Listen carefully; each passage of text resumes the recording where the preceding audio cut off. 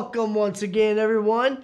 I am Jared Johnson, the Jared J, back once again with Talmadge Roger Varnado. I'm here again. The third.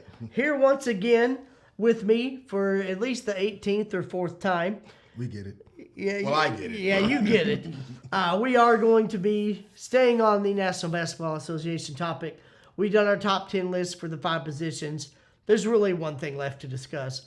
Who are the top 10 players of all time? As always, I don't know his list. He doesn't know mine. I feel like there will be quite a bit of overlap, but we'll see. We haven't had a perfect match on any of our lists. We've had some that were very close.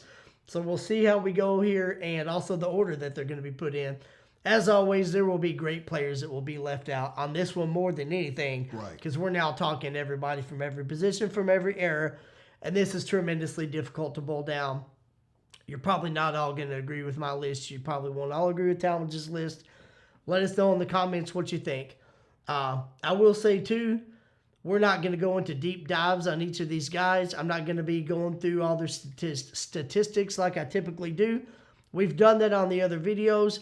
You want to get that experience, please go back and watch the other videos. But for this one, we're just talking about our top 10 players and talking about the order that they're in. So, Talmadge, I'm going to kick us off with the number 10 and the number 9 on my list. My number 10 is the round mound of rebound, Charles Barkley.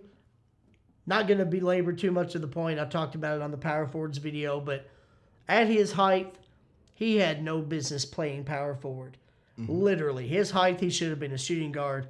He wasn't in the shape to be a shooting guard. So by those two logics, he could have just not even made the league. People could have looked at him and said, we can't put you anywhere. You're going to have to go right on the back of a garbage truck. And instead, he dominated for his career. Or you could split the difference and put him at 3 at small forward. You could. He's not tall enough for a 1. Right. I mean a 2. He's not or a 4. skinny enough. A 4, I'm sorry. Yeah. He's not athletic enough to play the 2. Yeah. So we'll put him at 3. That's another option other than riding a garbage truck. But yeah, the guy played power forward, had no business playing there because of his height, and was just phenomenal. So that's my number 10. At number 9, and please remember these are very, very hard. There'll be some disagreement about the ranking. At my number 9, I do have Mr. Larry Joe Bird. You heard me talk about him on the Small Forwards video. My producing partner, Chris Black, once again disagrees with the ranking of which I have Larry Bird. But if he disagrees, he needs to put it in the comments. Yeah, Don't look at us. Put it in the comments. Let's talk about it off camera and put it in the comments. Challenge accepted.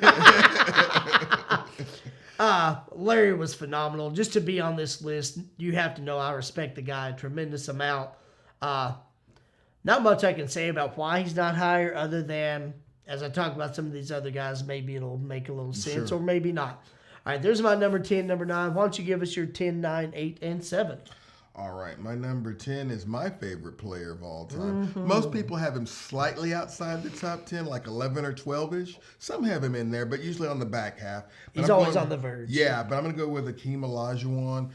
Again, the main reason is he's my favorite player. But again, very few players impacted the game offensively and defensively as well as he did. So for that reason alone, well, not alone, obviously. The first reason he's my favorite player. Third time I've said that. Akeem Olajuwon at number 10. But again, for those who don't think he belongs, I totally understand. I have my reasons, and he's my 10. My number 9 is Mr. Tim Duncan. Fundamentally sound, winner. The big fundamental. Efficient player. Could have played longer had he wanted to. Chose not to. Skills were dropping a bit, but he was so good defensively and at rebounding and scoring around the basket. Even him scoring 10, 12 points a game with 6, 7 rebounds is going to contribute to a winning basketball team. And because he was such a great leader. Once Robinson retired and Duncan really took that mantle of I'm the guy on the team, everybody on that team would do whatever he wanted to. Popovich, like you said earlier, he was the cook in the kitchen. Right. Duncan on the floor, those guys were going to do what he told them to do because that's how much trust they had. Exactly. And because he was a unassuming superstar, Yeah. he didn't mind sliding into a different role because he'd actually already done it with Kawhi. And actually, some people would say Tony Parker towards the end had kind of passed him as their go-to Well, guy. he helped develop those guys No question. to get where they were. So, yeah. So, yeah, definitely number 9 for me. And you said number 8 as well, right? Yeah. Do your 8 and 7. All right. My number 8 is one you've already mentioned, Mr. Larry Bird. He could go higher on the list for some, for reasons like longevity, the shorter career. Yeah. Not athletically as strong as some of the others. Maybe that hurts him a bit. But when you're talking about winning, shot making, intelligence, competitiveness, and a better defender than people thought because he knew how to play team defense and the passing lanes, and he understood basketball so well. He's clearly my number 8, and like we've talked about in previous videos, helped save this league. So without him, some of these other players wouldn't even have had a chance to play. Indubitably. And I'll say this real quick. We've talked about the longevity not being as good and the back injuries. A lot of people may not know. I'm pretty positive you do. He initially hurt his back helping his mom rebuild their driveway in an off season. Not even on the floor. He played so aggressively. He wanted to help his mom so much. And this is a guy that had the money to pay people to do it. He helped her rebuild a driveway, was out there doing the manual labor. His back was never the same. He still played as hard. That messed his back up more. But that's how he initially hurt it. So I respect the guy a lot for that. I do as well. And then my number 7, this was always a challenging one for me because how much do you weigh winning versus individual success? Okay. But my number 7, I have to put Bill Russell on the list. Oh, yeah. That's always a tough one. But 11 championships is a lot. The defensive anchor of those teams. He coached some of those teams while he was playing. He definitely left his mark on the sport. He played for, Laker fans will argue, but it's going to be one of the two. He played for an iconic franchise and helped put this league actually on the map. So it's hard to have many top 10 lists for me without having Bill Russell somewhere on it. A very valid point. All right, I'm going to do my 8, 7, 6, and 5. At number 8, I do have Kobe Bryant. Some people would argue that he should be higher. And again, all I can say is wait till you hear the rest of my 7. Not a lot left to say about Kobe that we hadn't said in previous videos. Explosive score. The closest thing to a Michael Jordan that we've ever seen and that we may ever see. So he's my number 8. My number 7, Elgin Baylor. We talked about previously, maybe the most underrated player in league history. I talked about his career numbers before, 27.4 points and 13.5 rebounds. I'm just going to give y'all some stats for a couple of his seasons, and then we'll move on. 1960-1961, Elgin Baylor averaged 34.8 points, 19.8 rebounds, and 5.1 assists per game.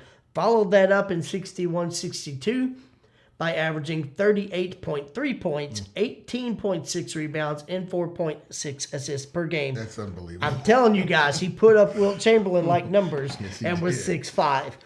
That's why I have him ranked so high, and that's why I got him as my number 7. At number 6, and from here on, this was already difficult. From here on was so hard. These top 6 guys for me, I spent several years saying, I don't know if I can pick any one player that's the best. All 6 of these guys deserve to be in the discussion. And I still concur, but once I put this topic out to us, I forced myself to rank them. You had to do it, yeah. So my number 6 is Oscar Robertson. Not going to go into great depth. 181 career triple-doubles, great leader, true point guard. That's why he's on my list. Extremely difficult for me to not have him in the top 5. But here's the rest. Here's my number 5. Lou Alcindor, Mr. Kareem Abdul-Jabbar. A lot of people will probably argue that he should be higher than number 5. A lot of people think he's probably the best player ever. And I won't make too big a deal about it if you do, because like I said, my top 6, I think you can all make a case for. Kareem was just a phenomenal player, great leader, played 20 seasons. Not much else I'm going to say about him. All right, so why don't you give us, Talmadge, your number 6 and your number 5? My number 6 is Mr. Wilt Chamberlain. He cannot not be on a list putting up the numbers he put up. Yes, people will say, well, he was bigger than everybody else. Yes, the league was smaller back then. He didn't have as much competition. All those things are true, but I always go by this philosophy.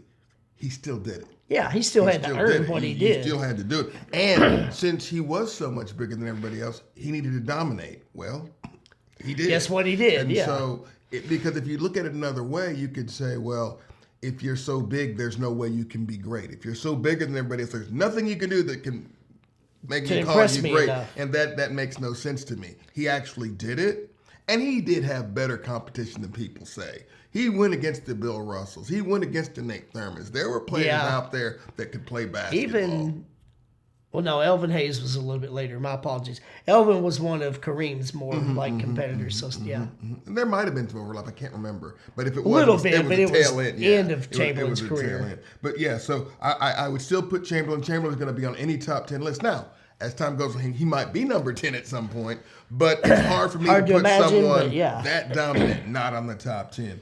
And then you said my number 5 as well. Yes, please. The Big O, Oscar Robertson. So we were very We- close. we- yeah, there. reversed Very order on close those two. there. Again, he's just one of these players that it's going to be hard for me to remove from this list. And like we've talked about in past videos, it's such a challenge because there's going to always be new players coming in. Yeah. But I think you get to a point in your life where there's certain players you say, I don't care what else somebody else does. That's kinda I've never- locked into you. this guy's, and I've actually heard Dr. J say that a lot because if you ever hear I've his heard him top say that 10, too. yeah, he gives some names that some folks probably wouldn't mention, but he flat out says, these were the guys that were great when I was all coming guys up. in his era or that he watched. Yeah, and you're right. nothing's going to change that. Yeah. And so I'm not saying that's right, but that's there are the some mindset players of some like people. that. Yeah. And it's getting harder and harder to do because there are so many. It's getting young players. extremely difficult for that reason. So that's my guys. All right, so I left off with my number 5. I'll tell you what, I'm gonna do my number 4. That was your number 5, right? Yes. I'm gonna do my number 4. Then I'm gonna kick it back to you for your 4 and 3. Okay. My number 4, Talmadge just talked about. It is Wilt Chamberlain. Again, can't leave him out. I don't care that he was taller and bigger. If he was taller and bigger and barely was good, I could get the argument. The guy dominated. Nobody could stop him. He had some competition, but all they could do was maybe slow him down, truthfully. I think he would have been great in any era. He would have had to work harder in the 80s and 90s, but I think change his game a little bit, change but his he game a could've little done it. bit. But I think he could have and would have done it. So, indubitably, I got him at number 4. And there are people to this day, I'm sure, that will not let go of, no, he's the best ever, nobody could be better. Because granted, people like that, people yes. that saw him in that era, it don't matter who else You're not comes gonna along. change their mind. Wilt Chamberlain is the best that's ever been. And for the most of his career, that is how he was looked at. And for years, it was a long time before anybody came along that could even really change some Challenge people's that, minds. All right, so why don't you give us your number 4 and your number 3? My number 4 is Mr. Magic Johnson. You could have convinced me to put him as high as number 2. So we're really splitting hairs here. Yeah. We've talked about him enough. Everybody knows who he is. He helped save the league. Phenomenal winner, phenomenal court vision, played at his own pace, did everything you look for in a winner and a champion. So obviously he's my number 4. And like I said, if you told me he was higher than that, I'll shake your hand. Right. It's easy to convince. Yeah. And then number 3, this is where it's going to get tricky for some folks. LeBron James. Okay. I'm putting LeBron at number 3. You can't deny what he's done. Yeah. Again, we've mentioned before from day one. And day one for him wasn't his day one in the league. It wasn't day one in college. It was day one, well, not day one, but day one of his senior year of high school. Let's put it this way. When he was still a junior, he was on the cover of Sports Illustrated. Yeah. Then his senior year, they started televising his games. Nobody's ever gone through that. You can't argue with what he's done, with the versatility, with the athleticism, the speed, the longevity. Again, he's another one. If you put him number 1, I might argue with you, but I'll understand your argument. Yeah. Okay. That was your number 3. Correct? Yes. All right. I'm going to do my number 3, and then we'll go number 2, number 2, number 1, number 1. Okay. How about that? Okay. All right. So to the point Talmadge just made, there will be some disagreement from here on out with me. I had to split some very fine hairs on these 3 guys. And there will be a lot of disagreement. But I do have as my number 3, Michael Jeffrey Jordan. Okay. You might not ever hear anybody else say he's a number 3, and you can disagree with me. I'm going to try to make my case for why I don't have him higher. He was phenomenal. There's nothing about his game where I could say, well, I can't put him higher because he wasn't good at this. No. He was good at whatever he needed to do. You could quibble a little bit about his height. He wasn't a great rebounder. For his height, he was a solid rebounder. There was nothing he couldn't do that he was not great at. And just like Wilt Chamberlain, there are a lot of people who will never admit that anybody's better than Michael Jordan. Probably more people with him than More people with him. Apparently, my producing partner, Chris Black, is amongst that group. He needs to come on the other side. I mean, you know, you might as well join the conversation. Next time we're going to give him, he's going to tell us his own top 10 list. Excuse me. But yeah, nothing much more to be said about Michael. He's phenomenal. You could tell me he's number one. I wouldn't make a huge deal out of it because I've been hearing that most of my life. I do have him number 3. When I tell you my 2 and 1, I'll try to make it a little more clear as to why I do have these guys ranked where they are. Talmadge, why don't you give us your number 2? Well, I'm going to get some of that same backlash that you've gotten because my number 2 is Michael Jordan. Nothing more to say. You can make him number 1. Most people do. Can't really argue with it. Tenacious, winner, champion, guts, drive, athleticism. Work ethic that rivals. I mean, nobody's really rivals it. Maybe Jerry Rice if you go to another sport. But that's about it. Yeah. So, Michael Jeffrey Jordan, number 2. I'll explain my 1, obviously, when it's time for that. So hopefully you'll at least get my point of view. You probably won't agree with it, but at least you'll understand where I'm coming from. You know, these are, as we said, extremely difficult. So, all right, at my number 2, I do have my number 1 favorite all-time player, Earvin Magic Johnson. It was so difficult for me to put him at number 2 because, first of all, he's not just my favorite player. He was the reason I started watching basketball. Prior to watching him, I had seen the Harlem Globetrotters. They were funny to me. They were entertaining.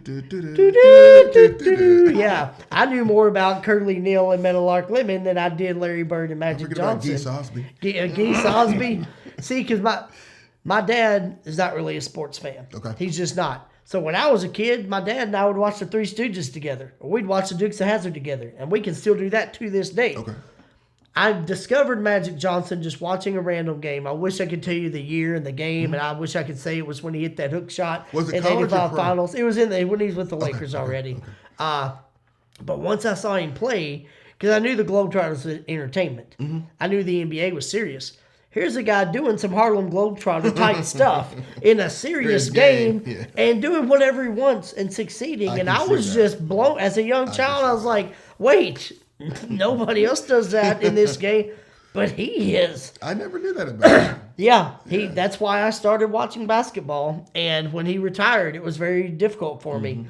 And we do have the same last name. I don't know if that had something to do with me going, oh, he's great, and he's my Johnson. cousin. Yeah, Mom, is this our cousin from my mom was born in Michigan. I'm just saying. You never know. Yeah, my mom's dad used to work for the Ford Motor Plant in Detroit. So, hey, Irvin, I mean, you know, we might be connected. We go Give back us a far call. enough. But the 2 biggest points, because that's just me being a fan, the biggest points I will say for why I have him ranked this high, he to this day is the youngest ever to win NBA Finals MVP.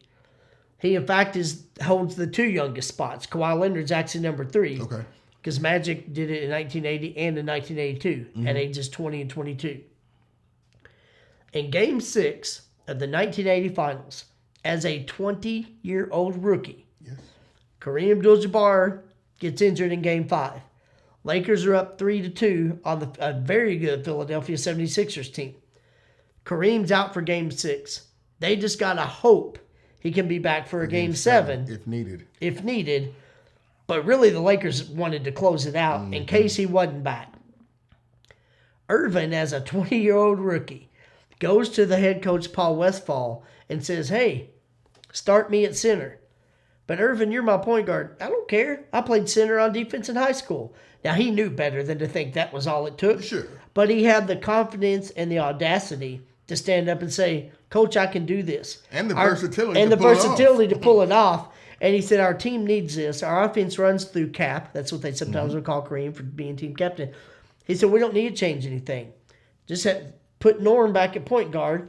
Feed me the ball. We're closing this out in Game 6. I can do this. And he instilled that confidence in all of his teammates. You talked about his charisma. 20 years old. And said, guys, jump on my back. What are y'all doing looking depressed? Come on, smile. We're closing this out tonight. With Kareem's permission, he sat in Kareem's seat on the airplane and greeted everybody when they came on the plane. Then he comes to the game, and he's got to back all that up. So his stat line for that night, 42 points, 15 rebounds, 7 assists, 2 blocks, 2 steals. I don't know if anyone else in the history of the league could have done that at age 20 in Game 6 of an NBA Finals. I can't imagine. I was going to say, I literally don't know that anyone could have. He had the versatility, and he wasn't scared to do it. That was the thing that impressed me. They didn't talk him into, you think you can maybe play center? He said, no, I'm doing it. It was his call. No fear. And so that's one of my biggest things. And then the only other thing I'll add, and this episode is not about comparing two players, but I am going to compare two players from the same era that are very close. That's Michael Jordan and Magic Johnson. Because growing up, I heard a whole lot of, well, Jordan's just better. What do you mean? And this was when these guys were playing. And I always tell people, and I still say to this day, Jordan's more athletic and a more deadly scorer. Magic's a better all-around player. I've always felt this way. I'm going to make a little bit of a case for that. So Michael Jordan for his career averaged 30.1 points per game and 5.3 assists per game. Now, if we're going to calculate 2 points per assist, because I don't have any way of knowing how many of his assists resulted in a three-pointer, so to keep it a little bit more simple, we're going to calculate 2 points per assist. So 5.3 assists, that equates to 10.6 points delivered. So when you combine Michael Jordan's scoring that he scored with the assists, he accounted for 40.7 points per game. Magic Johnson averaged 19.5 points per game and 11.2 assists. Again, calculating 2 points per assist, he accounted for 22.4 additional points. When you add that with the 19.5 that he scored, he accounted for 41.9 points per game. So Jordan 40.7, Magic 41.9. I realize I'm splitting the finest of hairs, but when you're getting this far down the list, you kind of have to. So I'm going to split a hair. That's part of my argument. He did impact the game on a slightly higher level. Plus, Magic averaged more rebounds a game. Plus, he could play multiple positions. Plus, as a 20-year-old, he jumped in and played out of position and won NBA Finals. Those are really just my final points on him. All right, Talmadge, we are down to our number ones. If y'all have been listening, you might have figured out we actually have different number ones. So go ahead and give us your number one. My number one is probably the most accomplished basketball player of all time, and that's what I used as my tiebreaker, and that's Kareem Abdul-Jabbar. I know it's his NBA career, so I'm cheating a little bit. Talmadge! I'm admitting I'm cheating, but National High School Player of the Year multiple times. Yes. College Player of the Year 3 times. Consecutive, right? Or no. Did Elvin Hayes do it once? Elvin never did it, so he got. I don't know if he got 3 in a row, but Elvin. But it was 3. Okay. Yeah. And then, of course, in the pros, 6-time MVP? 6-time MVP. So, at every level, he was the best. Yeah. Until recently, when LeBron broke his scoring record, he was the best. Most unstoppable shot in the history of the league, the sky hook. So, and the other reason I think I'm going left is because everybody else is going right. Everybody usually says Jordan, or they usually say LeBron. And I just don't feel like people understand what Jabbar meant to the game and how great he was. And again, cheating because I'm using college and high school, but I've just never seen that. Multiple times, best player nationally at 3 levels. Yeah. He wins the championship with Oscar in Milwaukee. Yeah. He wins championships with Magic in Los Angeles. All-time leading scorer. I mean, there's just... You can say he wasn't a great defensive player, but he made the defensive player. He made all defensive teams numerous times. So yeah. So to me, there's just no weakness. And like I said, if more people ranked him number one, I'm admitting probably I wouldn't. But because no one, I'm trying to give this man his shine because I don't think people really realize how good. I think really over time, was. a lot of people have forgotten. And I heard somebody online, not somebody that I know, make this argument against him recently. Well, sure, he won 6 titles, but he played with Oscar Robertson, then he played with Magic Johnson. He had 2 of the best point guards ever. Of course he won.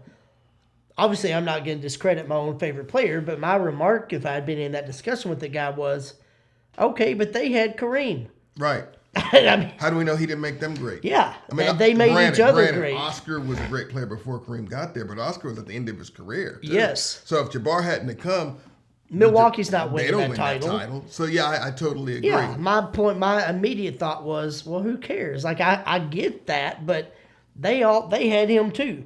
So I can totally understand that. And even though I had him ranked a little lower, no disagreement with what you said, because he's arguably as good as anybody. All these top few guys have been.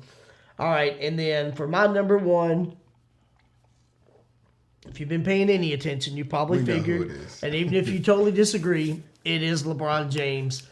As I said, extremely difficult for me to put him above Magic, because I had to admit that there's actually somebody that might be a better all-around player, and I didn't want to have to do that. That was tough. How do you think I feel putting the Dream at number Putting 10? Hakeem at number 10. Yeah.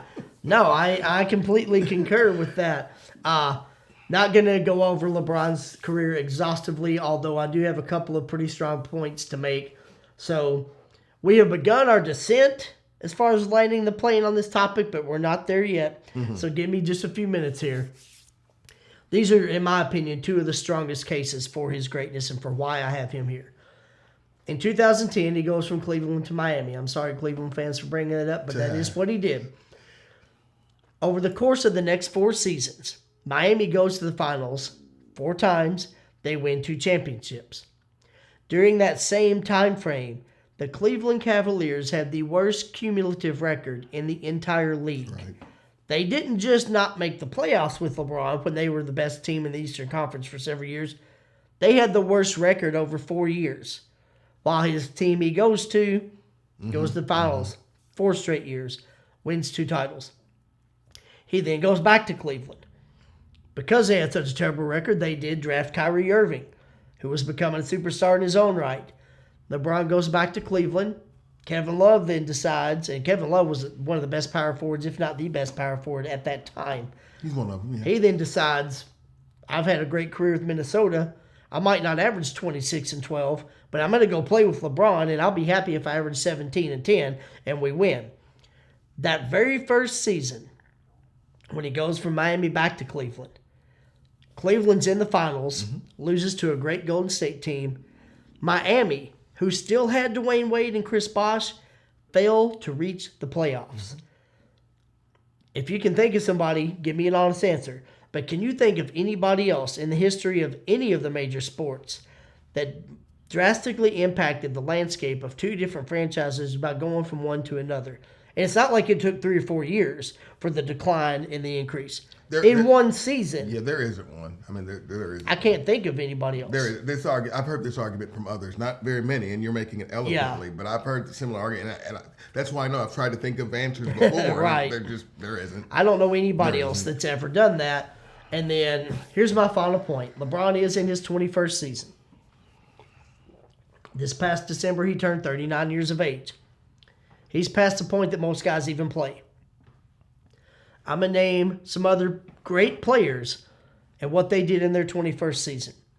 Robert Parrish, in his 21st season, averaged 3.7 points and 2.1 rebounds per game. Vince Carter, in his 21st season, averaged 7.4 points, 2.6 rebounds, and 1.1 assists per game. Kevin Garnett, who we both had on our top 10 power forward list. I think you had him as number 2. Yes. Kevin Garnett, in his 21st season, averaged 3.2 points, 3.9 rebounds, and 1.6 assists per game. Dirk Nowitzki, another guy on our top 10 power forward list for both of us. Nowitzki, in his 21st season, averaged 7.3 points and 3.1 rebounds per game. Now, Kobe Bryant, who only played 20 seasons, so this is as close a comparison as I can give. Kobe, in his 20th and final season, averaged 17.6 points, 3.7 rebounds, 2.7 assists. So drastically better than everybody named thus far. The phenomenal Kareem Abdul-Jabbar, who we just mentioned, in his 20th and final season, averaged 10.1 points, 4.5 rebounds, 1.1 block per game. And then Michael Jordan, who played 15 years because he retired twice. Right. In his final season, he was the same age LeBron currently is. Okay. 38 when the season started, turned 39 during the season. So this is the closest Legit comparison as I can give. Michael Jordan, at the same age in his final season, averaged 20 points, 6.1 rebounds, 3.8 assists per game. Now, clearly, Jordan had the better career of all of them at that stage of their career. LeBron James, currently at age 39 in his 21st season, as of this morning, his current season statistics: 24.9 points, 7.2 rebounds, 7.8 assists per game. Agree or disagree with me? Does anything else need to be said?